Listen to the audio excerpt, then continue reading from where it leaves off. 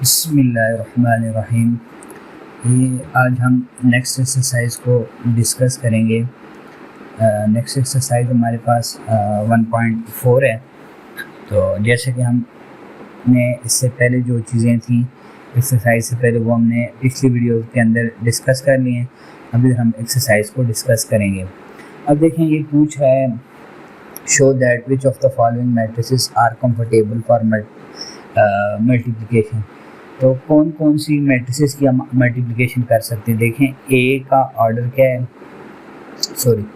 ए का ऑर्डर देखें। ए का ऑर्डर आपके पास क्या है, ए का ऑर्डर है आपके पास 2 क्रॉस 1, क्योंकि 2 रोज़ हैं, एक कॉलम है। बी का ऑर्डर आपके पास क्या है, आपके पास 1 क्रॉस 2, एक उसे क्या कहते हैं, रो है, और 2 आपके पास कॉलम है। सी का ऑर्डर आपके पास 2 क्रॉस 2 है, 2 रोज़ हैं, 2 कॉलम हैं। डी का ऑर्डर आपके पास क्या है, डी का ऑर्डर आपके पास 1 क्रॉस 3 है, 1 रो है और 3 कॉलम। अब देखें किस किस मैट्रिक्स की हम मल्टीप्लिकेशन कर सकते हैं और किस किस की मैट्रिक्स की हम मल्टीप्लिकेशन नहीं कर सकते। अब देखें ए क्रॉस बी अगर फाइंड करना हो, देखें इसका ऑर्डर क्या है, 2 क्रॉस 1 है और इसका ऑर्डर 1 क्रॉस 2 है। तो इसकी मल्टीप्लिकेशन हो सकती है क्योंकि ये और ये आपस में बराबर है। इसी तरह बी क्रॉस ए अगर हो तो बी का ऑर्डर 1 क्रॉस 2 है और ये 2 क्रॉस 1 है, तो इसकी मल्टीप्लिकेशन भी पॉसिबल है। इसी तरह ए क्रॉस सी है, ए का ऑर्डर 2 क्रॉस 1 है, सी का ऑर्डर 2 क्रॉस 2 है, तो इसकी मल्टीप्लिकेशन नहीं हो सकती। इसी तरह सी क्रॉस ए है, सी का ऑर्डर क्या है, 2 क्रॉस 2 और 2 क्रॉस 1, तो ये मल्टीप्लिकेशन हो सकती है, सी क्रॉस ए हो सकता है। इसी तरह जो है वो ए क्रॉस डी, तो ए का ऑर्डर 2 क्रॉस 1, डी का ऑर्डर 1 क्रॉस 3, तो ये मल्टीप्लिकेशन भी हो सकती है। इसी तरह डी क्रॉस ए जो है वो ये पॉसिबल नहीं है, ये पॉसिबल नहीं है, ये पॉसिबल नहीं है, ठीक है। तो इस तरह जिस तरह ये पॉसिबल नहीं था इसी तरह ये भी पॉसिबल नहीं है। इसी तरह देखें बी क्रॉस सी हो गया, बी क्रॉस सी 1 क्रॉस 2 और ये 2 क्रॉस 2, तो ये पॉसिबल है, ये हम फाइंड कर सकते हैं। इसी तरह सी क्रॉस बी है, सी क्रॉस बी है, तो ये भी पॉसिबल नहीं है क्योंकि ये दोनों पहले की कॉलम्स और दूसरे के रोज़ एक जैसे नहीं हैं। इसी तरह आगे भी देख लेते हैं सी क्रॉस डी, सी का ऑर्डर है 2 क्रॉस 2 और ये 1 क्रॉस 3, तो ये भी पॉसिबल नहीं है। इसी तरह डी क्रॉस अगर सी फाइंड हो करना हो तो 1 क्रॉस 3 और 2 क्रॉस 2, ये भी पॉसिबल नहीं है क्योंकि ये और ये बराबर होने चाहिए हमारे पास। इसी तरह लास्ट जो कॉम्बिनेशन रह गया सी क्रॉस डी और डी क्रॉस सी, वो भी हो गया बी क्रॉस, इसी तरह बी क्रॉस डी भी देख लेते हैं, बी क्रॉस डी 1 क्रॉस 2 और 1 क्रॉस 3, तो देखें ये बराबर नहीं है, तो ये कॉम्बिनेशन पॉसिबल नहीं है। इसी तरह डी क्रॉस बी, डी का ऑर्डर है 1 क्रॉस 3 और ये है 1 क्रॉस 2, तो ये और ये बराबर नहीं है, तो ये पॉसिबल नहीं है, ठीक है। तो ए क्रॉस बी हो सकता है, बी क्रॉस ए भी हो सकता है, ए क्रॉस सी नहीं हो सकता, सी क्रॉस ए हो सकता है, ए क्रॉस डी हो सकता है, बी क्रॉस ए नहीं हो सकता। बी क्रॉस सी फाइंड कर सकते हैं, सी क्रॉस बी फाइंड नहीं कर सकते, सी क्रॉस डी फाइंड नहीं कर सकते, बी क्रॉस सी भी फाइंड नहीं कर सकते। इसी तरह बी क्रॉस डी फाइंड नहीं कर सकते और डी क्रॉस बी भी फाइंड नहीं कर सकते। अब नेक्स्ट क्वेश्चन को देख लेते हैं। नेक्स्ट क्वेश्चन क्या कहते हैं, नेक्स्ट क्वेश्चन में वो कह रहा है कि नेक्स्ट क्वेश्चन में वो कह रहा है कि if a is equal to this one, b is equal to this one, is it possible to find a cross b? If is it possible to find b cross a, find the possible products, ठीक है। अब देखें वो एक ए matrix है हमारे पास, उसका order कितना है, उसका ऑर्डर है 2 क्रॉस 2, और बी मैट्रिक्स है उसका ऑर्डर है 2 क्रॉस 1। अब देखें ये और ये आपस में बराबर हैं, पहले के कॉलम्स और ये रोज़, तो ए क्रॉस बी पॉसिबल है। इसी तरह बी क्रॉस ए देख लेते हैं, तो बी क्रॉस ए, बी क्या है हमारे पास, बी का ऑर्डर है 2 क्रॉस 1 और इसका ऑर्डर है 2 क्रॉस 2, तो देखें पहले के कॉलम्स और दूसरे के रोज़ आपस में बराबर नहीं है, तो बी क्रॉस ए हम फाइंड नहीं कर सकते, ए क्रॉस बी हम फाइंड कर सकते हैं। अब इसका इसी तरह प्रोडक्ट फाइंड करते हैं कि इसका प्रोडक्ट हम कैसे फाइंड करेंगे। देखें ए को पहले, ये बी बाद में, ए को इसी तरह पहले लिख लें। ए के आपके पास -1 0 2 और 1, बी आपके पास क्या है, बी आपके पास है 3 और -2। अब देखें ये पहली रो किससे मल्टीप्लाई होगी, पहली कॉलम से, -1 मल्टीप्लाई होगा 3 से और +0 किससे मल्टीप्लाई होगा, -2 से।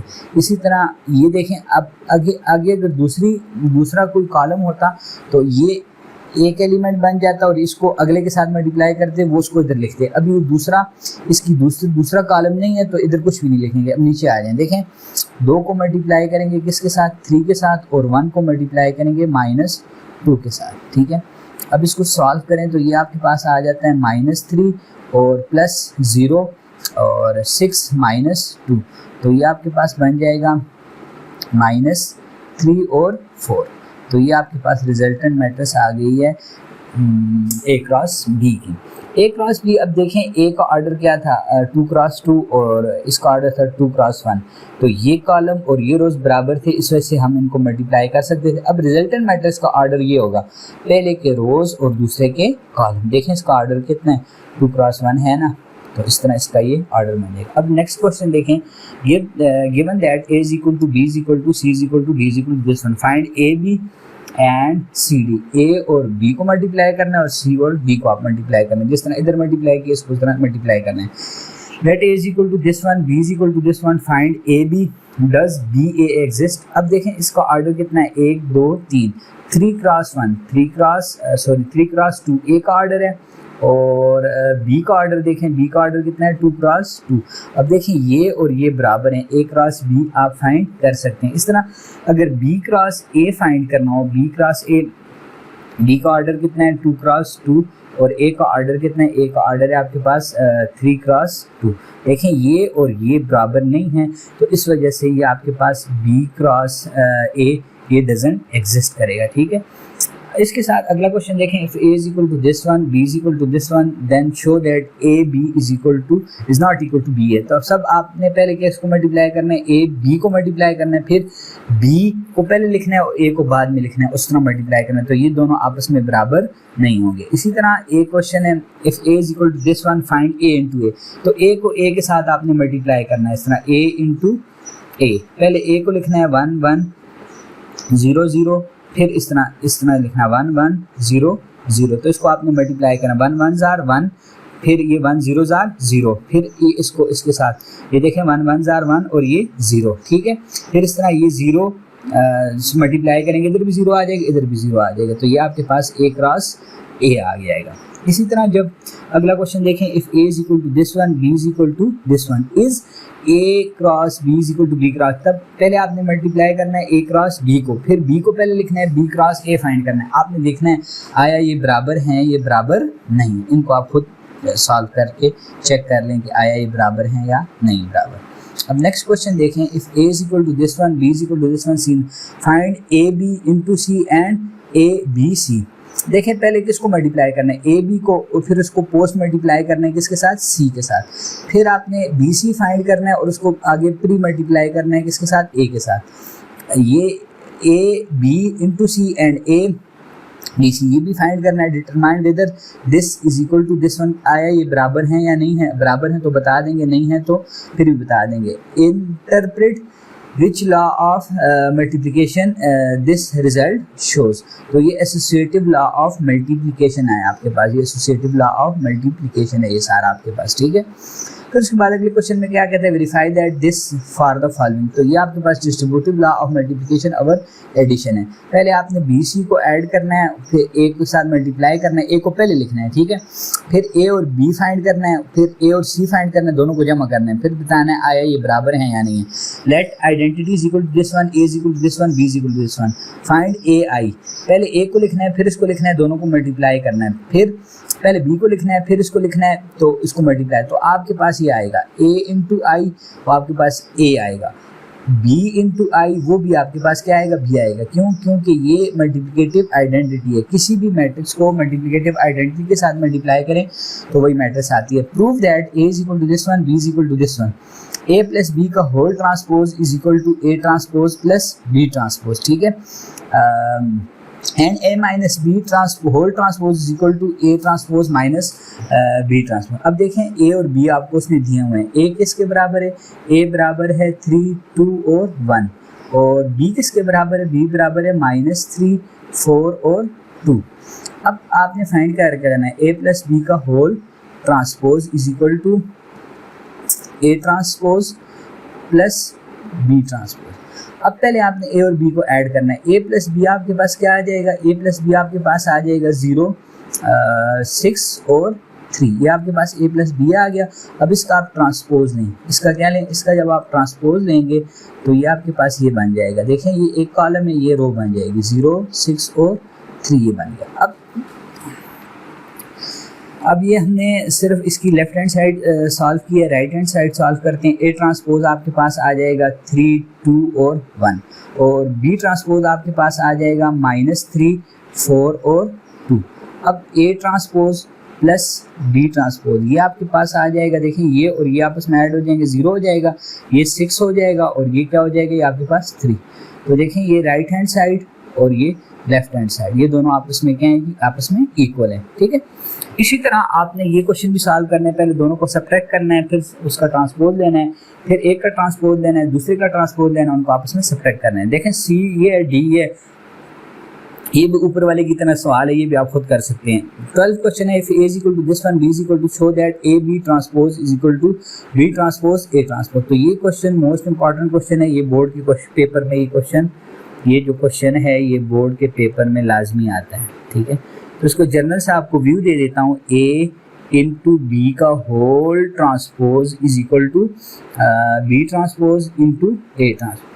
सबसे पहले आपने करना क्या है, आपने ये करना है कि ए और बी को मल्टीप्लाई करना है, ए और बी को मल्टीप्लाई करना है, जो रिजल्ट आएगा उसका आपने ट्रांसपोज लेना है, ठीक है। ये आपकी साइड सॉल्व हो जाएगी लेफ्ट हैंड साइड। फिर राइट हैंड साइड पे आपने क्या करना है, पहले बी का ट्रांसपोज लेना है और ए का ट्रांसपोज लेना है, फिर बी के ट्रांसपोज को ए के ट्रांसपोज के साथ आपने मल्टीप्लाई कर देना है, तो ये लेफ्ट हैंड साइड और राइट हैंड साइड आपके पास बराबर होगी। If C is equal to this one, show that C transpose into C transpose is equal to A। अब देखें C ट्रांसपोज आपके पास क्या हो जाएगा, A, B, C और D। अब इसका दोबारा ट्रांसपोज लें, अब इसका C ट्रांसपोज का होल ट्रांसपोज, तो ये आपके पास बन जाएगा A, C, B और D। देखें इस A, B, C और D, देखें A, B, C और D, तो C ट्रांसपोज का होल ट्रांसपोज ये आपके पास C के बराबर आ गया, ठीक है। इसी तरह if A is equal to this one, B is equal to this one, show that A, B का whole transpose is equal to A transpose B transpose. तो इसको आप सॉल्व कर सकते हैं इजीली। इसको देखें, एक मैट्रिक्स है A आपके पास 1, 0, -1, 2, 0, 6, और B मैट्रिक्स आपके पास कितनी है, 1, 7, -8, 4, 0 और 1। अब आपने करना क्या है, A इंटू बी, ए और बी को आपने मल्टीप्लाई करना है, ठीक है। इसका ऑर्डर है 2 क्रॉस 3 और इसका ऑर्डर है आपके पास 3 क्रॉस 2। देखें ये मल्टीप्लाई हो सकते हैं। आपने क्या करना है, ये जो पहली रो है इसको इस पहले कॉलम से मल्टीप्लाई करना है एक एक करके, ठीक है। 1 को इसके साथ, 0 को इसके साथ, इसको इसके साथ, फिर अगले उसमें इसको फिर इसके साथ मल्टीप्लाई करना है, ठीक है। फिर इसको इसके साथ मल्टीप्लाई करना है और इसको फिर इसके साथ मल्टीप्लाई करना है, तो आपके पास एक मैट्रिक्स आ जाएगी, उसका आपने ट्रांसपोज ले लेना है। ये आपकी लेफ्ट हैंड साइड सॉल्व हो गई। फिर आपने ए का ट्रांसपोज लेना है और बी का ट्रांसपोज लेना है और दोनों को मल्टीप्लाई कर देना है, तो आपकी लेफ्ट हैंड साइड और राइट हैंड साइड जो है वो आपस में क्या होंगी जी, आपस में इक्वल होंगी।